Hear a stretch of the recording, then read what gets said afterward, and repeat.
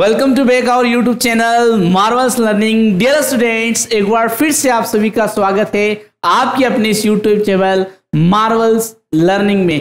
Dear students, आज हम discuss करने वाले हैं syllabus of English for 10th classes, यानी इस साल जो एनसीईआरटी पैटर्न बेस पर जो सिलेबस चेंज हुआ है 10th एंड 12th का, तो उसको डिस्कस करेंगे।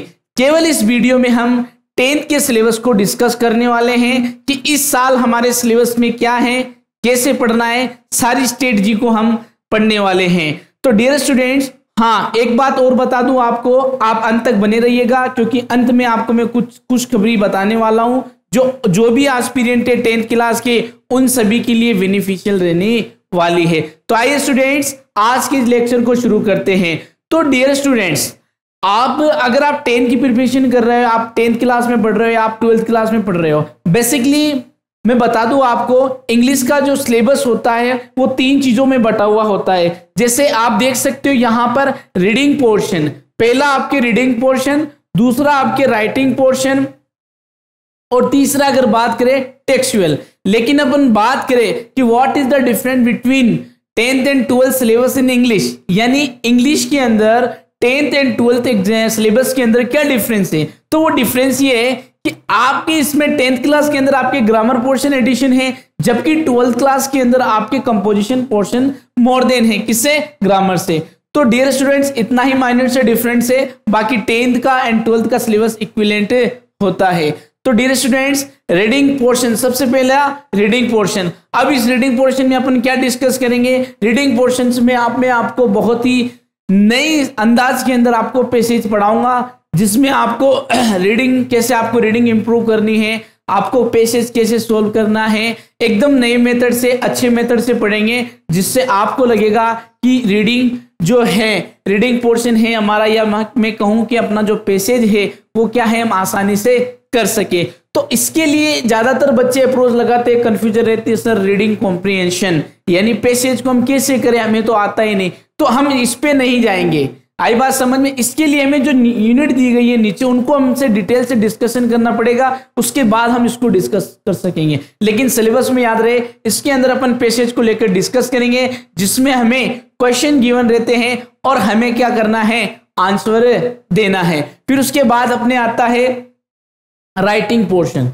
देखो, राइटिंग पोर्शन के अंदर आप चाहे 12th हो चाहे 10th हो, लगभग सेम है, थोड़ा सा माइन्यूट डिफरेंट है। लेटर राइटिंग, अब लेटर राइटिंग में आपके क्या क्या है, formal letter and informal letter. आपके फॉर्मल लेटर हैं, इनफॉर्मल लेटर हैं। बेसिकली ज्यादा फोकस हम करेंगे 10th के अंदर इनफॉर्मल लेटर में, क्योंकि जो इनफॉर्मल लेटर होते हैं इनमें से 4 रहते हैं, 4 में से कोई एक आता है, लेकिन इनफॉर्मल में एक लेटर रहता है, वो एक आता है। आई बात समझ में? तो आपके लेटर हो गए लेटर राइटिंग में फॉर्मल एंड इनफॉर्मल लेटर। फिर उसके बाद आता है ईमेल, जो इसके ऑप्शनल रहता है, इसमें से आपको चूज करके एक करना होता है। आप एप्लीकेशन कर सकते हो, ईमेल कर सकते हो, इसके ही भाग फॉर्मल में आ गए। आई बात समझ में? फिर उसके बाद आता है अपने शॉर्ट पैराग्राफ। अब शॉर्ट पैराग्राफ के अंदर कुछ आपके विजुअल रहता है, जिसमें आपको क्या होता है, पिक्चर गिवन रहता है, पिक्चर को देख के आपको करना होता है, यानी इसमें अपने विजुअल भी रहेंगे। और वैसे जैसे किसी की बायोग्राफी पर भी आपके पैराग्राफ आ जाता है, या किसी ओकेजन पे आ जाता है, जब हम पैराग्राफ को डिस्कस करेंगे उस समय मैं आपको बहुत डिटेल से बताऊंगा, ठीक है। अब बात करते हैं ग्रामर पोर्शन की। अब मैं आपको बता देता हूं, मैं आपको ग्रामर पोर्शन न कि 10th लेवल तक, मैं आपको ग्रामर पोर्शन इस लेवल पे पढ़ाने वाला हूं। अगर आप स्कूलिंग के अलावा इन फ्यूचर अगर आप कॉम्पिटिटिव एग्जाम की प्रिपरेशन करते हो, चाहे वो सेंट्रल लेवल एग्जाम हो चाहे स्टेट लेवल एग्जाम हो, सभी एग्जाम के लिए आपको मैं बहुत ही मेहनत के साथ, शिद्दत के साथ आप लोगों से जुड़ा हूं। और मैं आपको इतना भरोसा दिला सकता हूं कि जो मैं आपको ग्रामर पोर्शन पढ़ाने वाला हूं वो आपको न कि 10th लेवल तक, क्योंकि हम बात करें जितने भी कॉम्पिटिटिव एग्जाम हैं उनमें जो सिलेबस है वो एनसीईआरटी बेस ही ज्यादातर क्वेश्चन अराइज होते हैं, पूछे जाते हैं एग्जामिनेशन में। तो अगर बात करें जैसे करंटली जो वैकेंसीज आई है, जैसे अपने एलडीसी, पटवार, रीड, जो भी, उनके लिए भी बहुत ही सफिशिएंट रहने वाले हैं वीडियो, क्योंकि ज्यादातर क्वेश्चन यहीं से अराइज होते हैं। तो इनके अंदर मैं आपको डिटेल से पढ़ाऊंगा। तो पहला है टेंस। टेंस बेसिकली आप जानते हो क्या होते हैं, टाइम को टेंस बोला जाता है।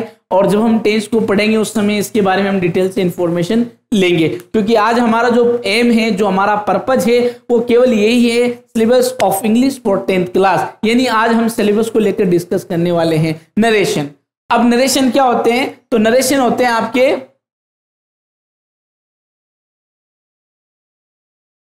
डायरेक्ट इनडायरेक्ट को बोला जाता है। नरेशन क्या होते हैं? डायरेक्ट और इनडायरेक्ट को अपन क्या बोलते हैं? नरेशन बोलते हैं। फिर उसके बाद अपने आते हैं वॉइस। वॉइस के अंदर हम एक्टिव वॉइस, पैसिव वॉइस को डिस्कस करेंगे। एक्टिव वॉइस क्या होते हैं, पैसिव वॉइस क्या होते हैं, या इनके क्वेश्चन कैसे आते हैं, वो सारी चीजें जब हम टॉपिक को लेकर डिस्कस करेंगे उस समय हम इनको डिस्कस करेंगे। अब देखो क्लोजेस क्या होते हैं, उनको हम जब डिस्कस करेंगे। ब्रीफली बता देता हूं कि मैं आपको एक क्वेश्चन दे रहा हूं इस वीडियो के अंदर। अगर आप अगर आप नॉलेज रखते हो या आपको बेसिकली भी इंफॉर्मेशन है, तो मेरा आप लोगों से, जितने भी ये वीडियो देख रहे हैं 10th एस्पिरेंट, 12th एस्पिरेंट या कॉम्पिटिटिव एग्जाम, तो मुझे आप कमेंट बॉक्स में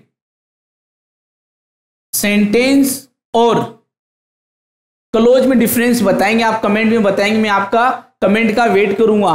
ठीक है, आपका ये टास्क रहेगा कि आपको सेंटेंस और क्लोज में क्या डिफरेंस है वो आपको बताना है। फिर आपके आते हैं मॉडल्स। मॉडल्स क्या होते हैं? अपने आप में हेल्पिंग वर्ब होती है, ऑक्सिलरी वर्ब्स होती हैं, ये भी अपन डिस्कस करेंगे।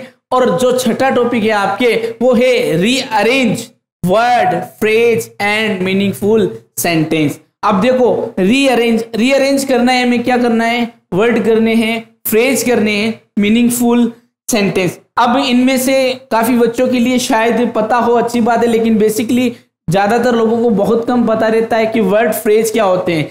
हालांकि अगर बात करें इंग्लिश को, अगर अपन सीखने की बात करें कि तो कहां से पढ़ना शुरू करें, तो याद रहे इंग्लिश को अपन जो है वो वर्ड से शुरू करते हैं। कहां से शुरू करते हैं? वर्ड से। फिर उसके बाद फ्रेज आएगी, फिर आपके सेंटेंस आएंगी, लेकिन हम डायरेक्ट सेंटेंस से शुरू करते हैं। लेकिन मेरा आपसे एक सवाल ये है, आप मुझे बताइए कि आपको ग्रामर पोर्शन, जो भी तैयारी कर रहे हैं 10th क्लास की, इस साल बैठेंगे या कोई भी कॉम्पिटिटिव एग्जाम की आप प्रिपरेशन कर रहे हो, इसलिए मैं बता दूं क्योंकि जो ये पॉइंट है, चाहे आप बैंकिंग की तैयारी कर रहे हो, चाहे एसएससी की तैयारी कर रहे हो, चाहे स्टेट लेवल या 10th की, तो उनमें सभी में ऐसे इससे रिगार्डिंग क्वेश्चंस काफी पूछे जाते हैं। तो आप मुझे कमेंट बॉक्स में बताइएगा कि आपको ग्रामर कहां से पढ़नी है, सेंटेंस से शुरू करने पढ़ना है या वर्ड से पढ़नी है। आप मुझे बताइएगा कि आपको ग्रामर कहां से पढ़ना शुरू करनी है, सेंटेंस से या वर्ड से। इसके सवाल का भी या आप कमेंट करके बताइएगा आपको कहां से